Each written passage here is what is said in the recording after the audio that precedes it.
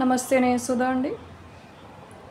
భగవంతుడు ఏదైతే ఇచ్చాడో దానితో తృప్తిపడి, లేని వాటి కోసం వెంపర్లాడకుండా, ఉన్న భగవంతుడు ఇచ్చినంత వరకు తృప్తిపడి, ఈ జీవితాన్ని సార్థకం చేసుకోవాలి అని భగవంతుడికి వాగ్దానం చేసుకున్నాను. ఎప్పుడంటే చిన్నతనంలో నాకు బాగా అస్వస్థత జరిగినప్పుడు ఆ ప్రకారం నడుచుకున్నాను.